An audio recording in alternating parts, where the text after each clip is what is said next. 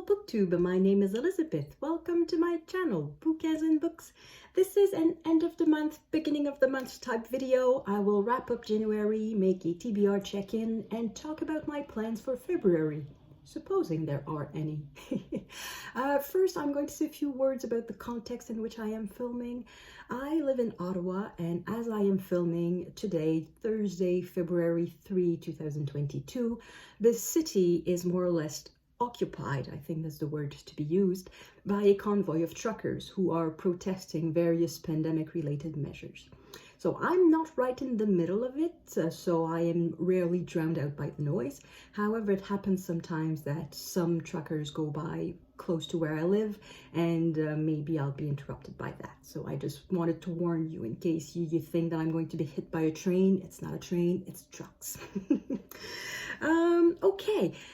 You may remember that at the end of December, I wanted to try something. I wanted to check if I would be a happier reader if I was not a mood reader anymore.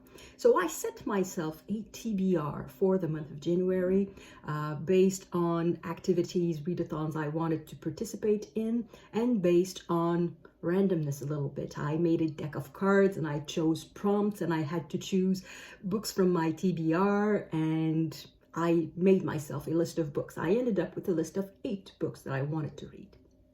Now, in January, I read 12 books.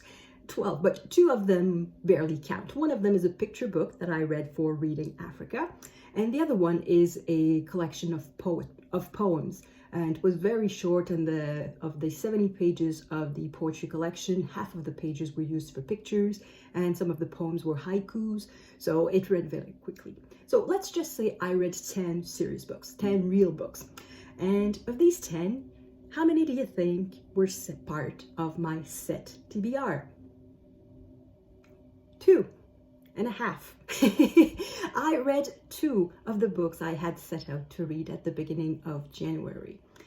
I think the experiment is clearly a failure. I am not at all a reader who plans the reading. I enjoy being a mood reader. What happened is that at the beginning of the month, I thought I have a lot of time. I don't need to start with these books necessarily, though I did start with a few of them. I did start The Odyssey, which was one of the books I had planned. I did start The King of Kahel, which was the book I was reading for Reading Africa. And I started another book, but then I got interrupted because a book I had put on hold at the library arrived, so I decided to read that one instead because it was more urgent, I guess, that I read it. And then apparently I just forgot I had made a TBR. So I read 2.5 books. It's okay. At least I know TBRs and me, they don't work. Of the 10 books that I actually did read, I want to mention a few, the highlights and the lowlights, I guess. So the highlight, the one book that I liked above all the others in January, is Pastoral Song by James Rebanks. This is a memoir, a nature book at the same time. James Rebanks is a farmer, and he is talking about the evolution of agriculture over the last 40 years approximately. And he is explaining how the industrialization of agriculture is not sustainable. It's not sustainable for the farmers, it's not sustainable for the land.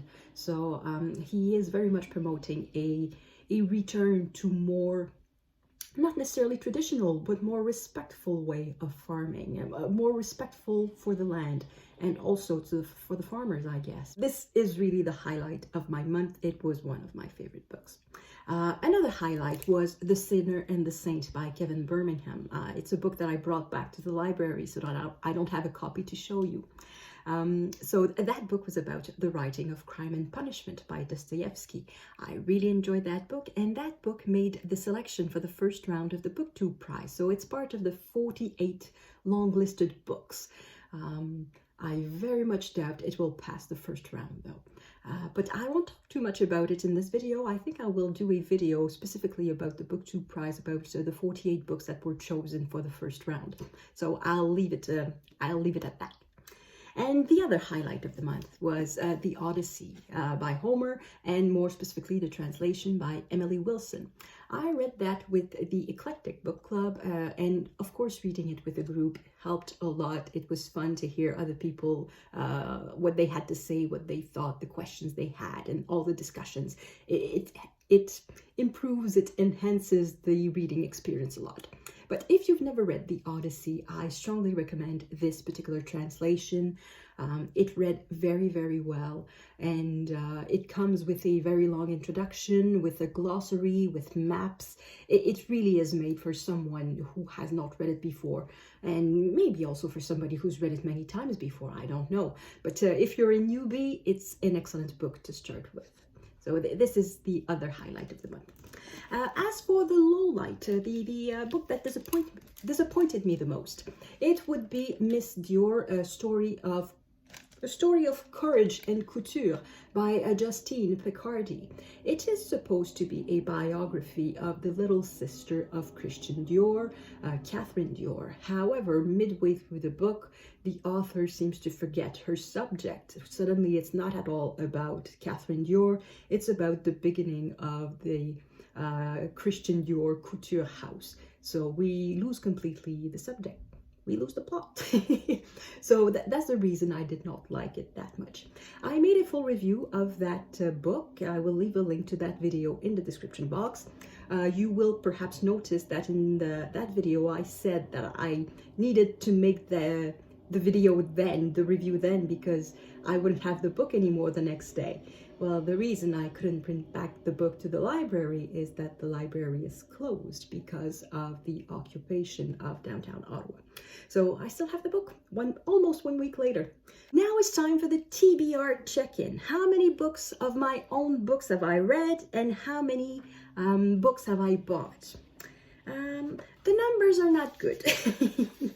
I'm trying to find the page in my notebook. Okay, so the numbers are not great. Of the 10 books, real books, or 12, even 12, if I include the 2 small ones, of all the books that I've read this month, only 3 were physical books from my TBR that I owned. There was a 4th one that was a reread, but it doesn't come from the TBR, so it doesn't count. So I read just 3 books from my TBR. So that's -3. And then I bought 5 books and acquired 1 from a little free library. So that was +6. So -3 + 6, that's +3. And to get my number down a little bit, I took a long, hard look at my TBR, and I tried to find books that I knew I wouldn't read anymore.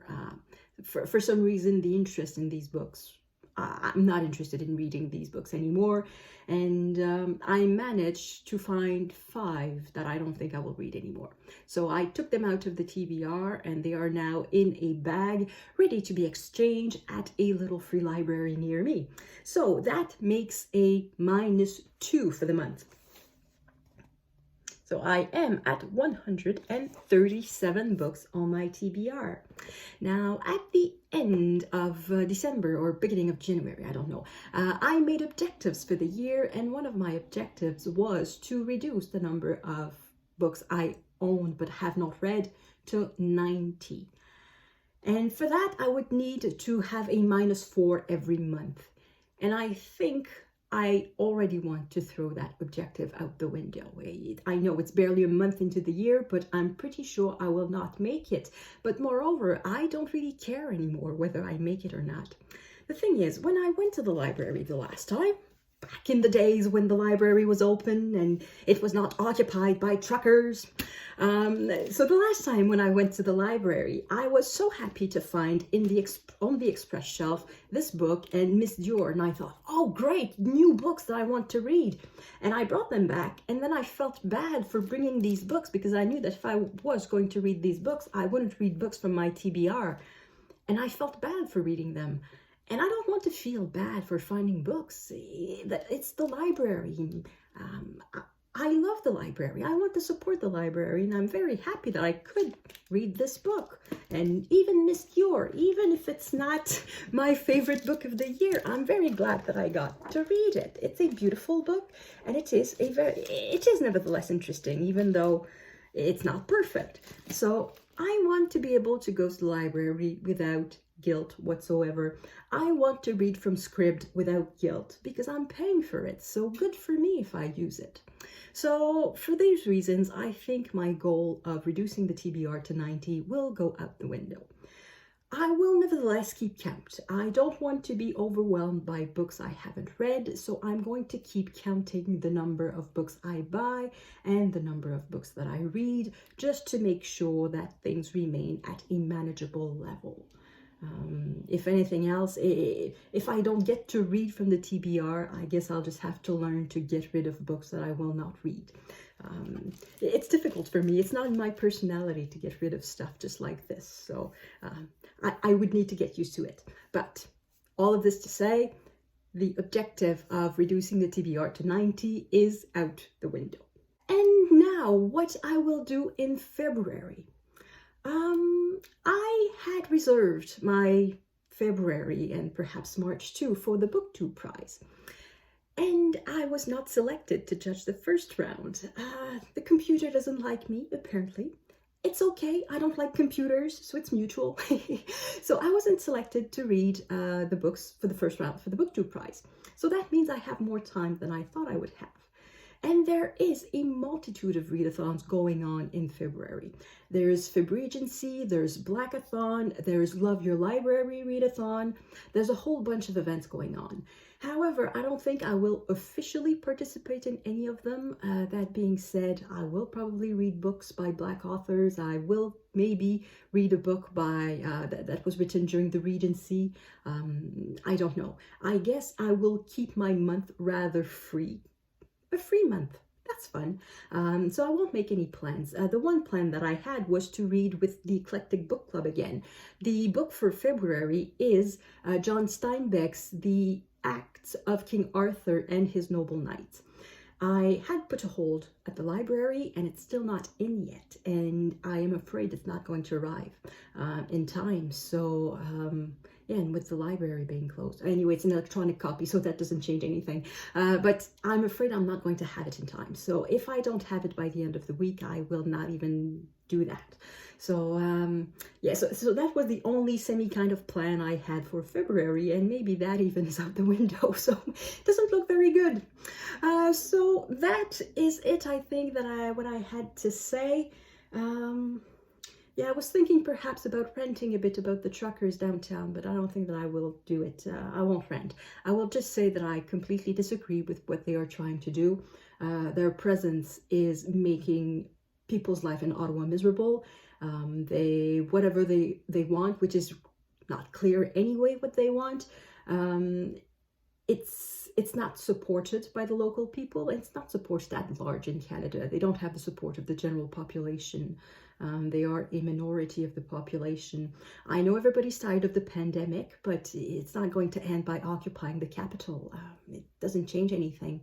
Oh, and that's the other thing. One of the measures that they are asking to be repelled is the fact that it's mandatory for truckers to be vaccinated to cross the border into the United States.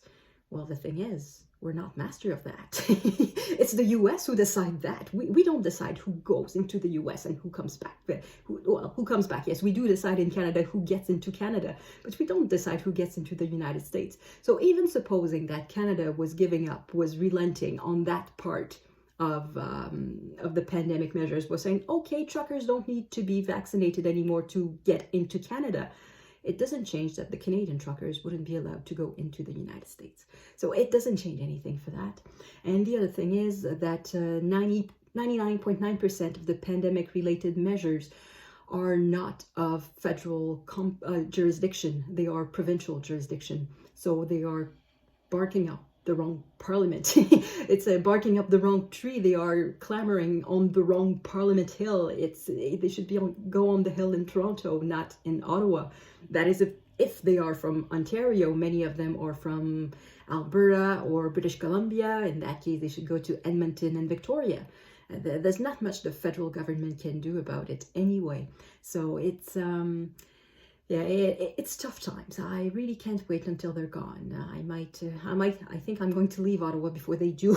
I think I'm going to go see my parents this weekend near Montreal. It's going to be quieter. Yeah, so that is it for me. That is what I've read in January. That is my no plans for February, and I don't know how to finish this video because I just saw a truck pass by, because I'm filming near the window and I just saw a truck pass by, and now that's all it takes for me to be a bit depressed, is to see a truck. So yeah, that's what the occupation is doing. You just see one and then you become instantly depressed, even though that trucker, it didn't beep his horn. So maybe he has nothing to do with the convoy. He's just trying to do his job, and yet his sight depresses me. So that is it for me. I will go back to, well, work, because I'm filming this during lunchtime, but after work I will go back to reading good books, and everything will be just fine. So thank you everyone for watching. I will see you in the next video. À la prochaine!